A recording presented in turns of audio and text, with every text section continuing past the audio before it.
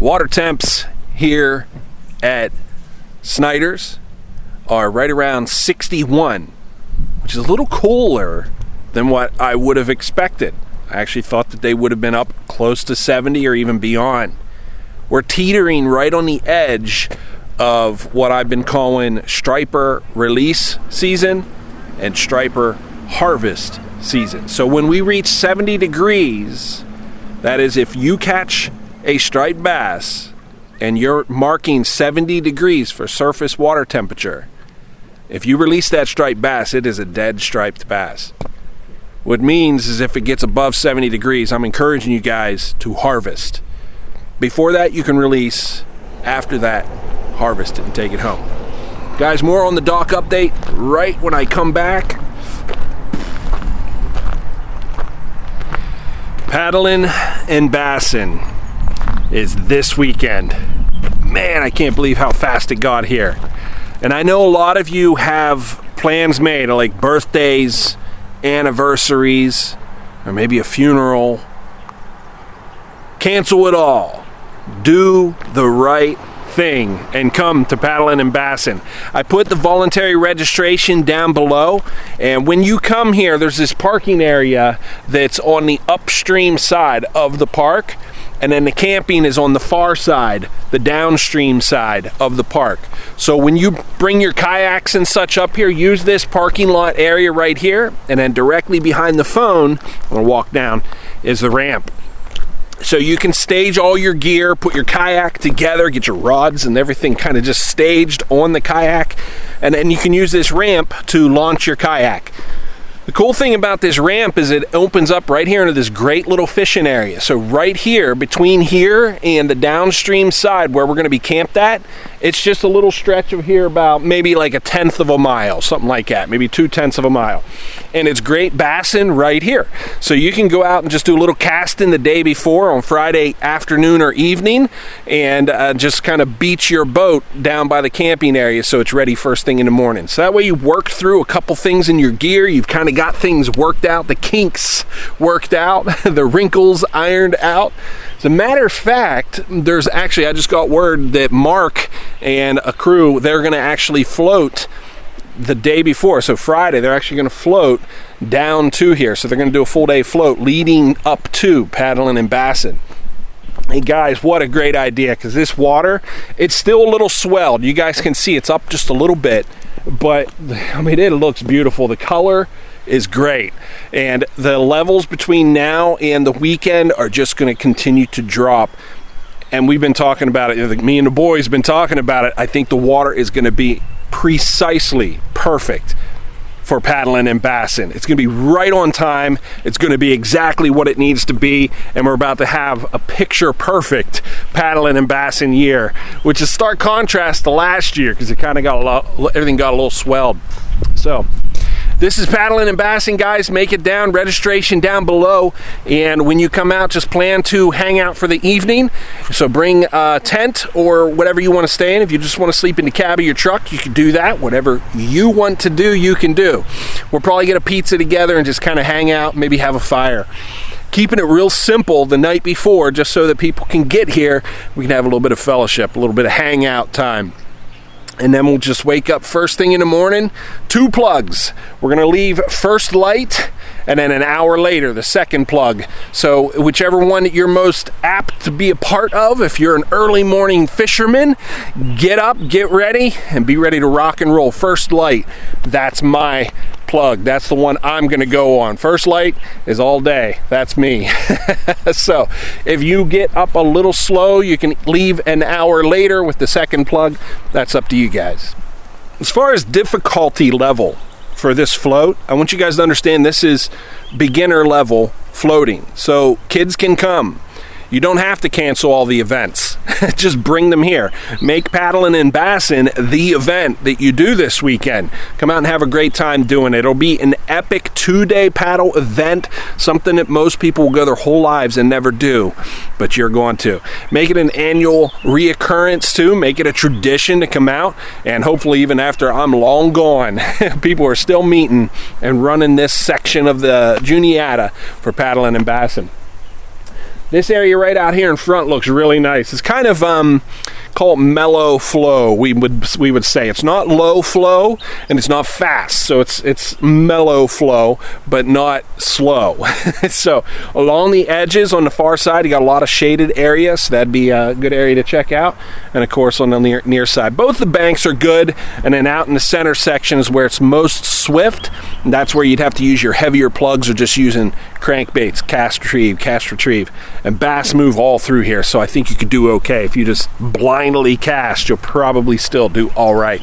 So bring whatever you like to throw, and if this is your first year and you have a hesitation to do this, to come out and actually float because you don't know what to expect, I want to encourage you to do this.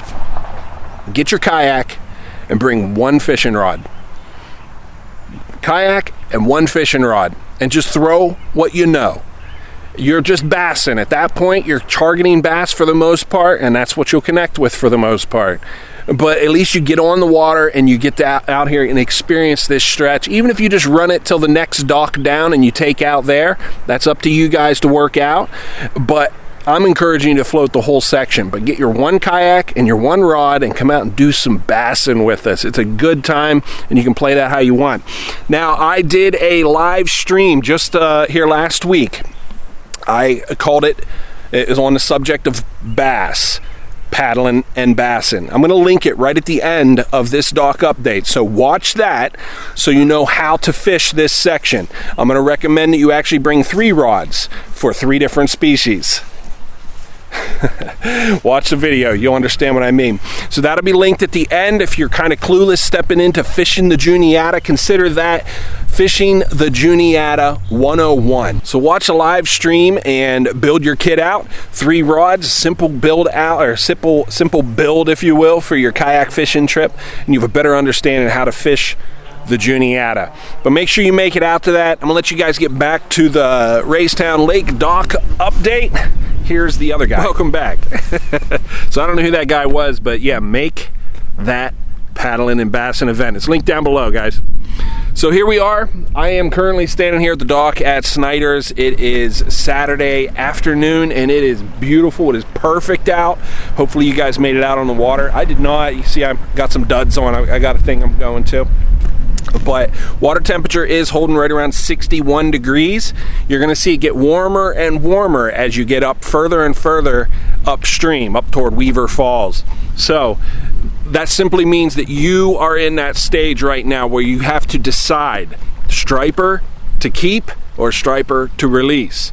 I'm telling you, at 70 degrees, if you release that striper, he's not going to make it. So take him home and be okay with it, guys. It's really okay to harvest striped bass here at this lake. That being said, you're welcome to do as you see fit. Well, it's that time of year where summer is kind of sneaking up on your boy. So I don't know if you guys know this about me yet, or maybe you're just learning it, or maybe you're new to the channel and stuff like that. If so, nice to meet you. I'm Randall. It is good. I'm glad you're here. But I ride motorcycle a lot. What that means is my mind is, I'm kind of getting ripped in twain here. I want to be on the highway. I want to be out there. I want to be traveling. Sturgis is coming up. I'm definitely hitting that up. So I'm going to be a little bit less present here over the summer months. I am still booking for my charter, but it's broken up more because I do plan on making some motorcycling events. All that means is that there's going to be less of this. So you might miss dock updates, there might be less live streams, and there's certainly going to be less events. So I'm telling you guys up front here, it is summer. Go enjoy this lake, as beautiful as it is over the summer. Go out and do some great cookouts. Go out and just boat, go swimming, enjoy the family time here at our favorite place on earth. Raystown Lake truly is special, and it's not just about fishing. That being said, between now and what I am calling the fishing and chilling, that is the bookend, that is the end of the fishing season. Between now and then, I'm still running up to Lake Erie. If you guys want to come up and fish for walleye at Lake Erie, connect with me. I'm going to be up there for July 10th through the 20th, give or take. Those are the date ranges I'm kind of looking at I might stay later, kind of depends on how I get booked up. Reach out to me if you'd like to do that. So yes, the water temperatures have been holding. So what does that actually mean for the fishery here at Raystown Lake? It means that you get to borrow a few extra weeks of good fishing. I know typically after Memorial Day, we kind of give the lake to the yuppies, if you will, the out-of-towners, the boaters more so than the fishermen, but we're actually holding on to it for just a little bit longer. Now, you might want to gear your effort just a little bit further toward the dam. So wherever you've been fishing and succeeding, just add 10 miles to it and move down toward, or I'm sorry, just subtract 10 miles from it and move down closer to the dam. And the scenario, the situations, the conditions that you were chasing and succeeding, where you were, they've just migrated a little toward the dam. So that's usually, I'm talking about water temperature and some of those conditions. So you can still chase the bite for a few more weeks. And what I mean by the bite is the bite that you have figured out. So if you figured it out up at, say, like the Shy Beaver area, now you're gonna move down to, say, like the Tatman and James Creek area. If you figured it out at the Tatman and James Creek area, you're gonna move down to like the 7 Points area. I think you guys have an idea of what I'm saying. Your bite that you've been chasing has just migrated a little bit further toward the dam. Mostly that's influenced by the water temperature, and if you guys aren't paying attention to water temperature yet, you should be. So I talked to you guys a lot about the summertime fishing here and how to adapt to the boat traffic.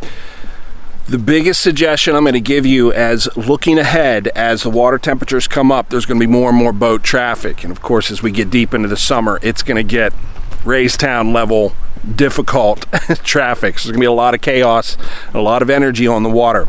So how do we fish around that? Basically, what I'm going to tell you is 6 p.m. to 6 a.m. still belongs to the fishermen. So when you come out to the water, you're going to find that most of the boating community works on their stomach. What that means, it's 6 p.m. When it's dinner time, they get off the water. So maybe keep the docks clear until like 7 o'clock and then come put your boat on. You'll still have like an hour or two of daylight to go get to your area or to search a little bit, and then you can just post up. You can bank up somewhere, or you can start trolling. And anyway, so the nighttime, all through the night, is whenever the fishing community gets to take the lake back every single day. And of course, if you can get out here during the week, you'll be even that much better off. The weekends are still pretty shoddy, if you will. There's still a lot of crazy stuff happening at night. And if you don't believe that, just go to Party Cove and you'll understand. But for the most part, the nighttime from 6 p.m. to 6 a.m. still belongs to the fishermen. So that's what I'm going to kind of tell you to keep in mind when you come to the lake here over the summer. And we are right on the cusp of it. And guys, it is beautiful out. I'm going to let you go with that. I'm going to make that your dock update. Make the PADDLIN and BASSIN event. Registration right down below. I'll see you guys there. Much love. Much respect.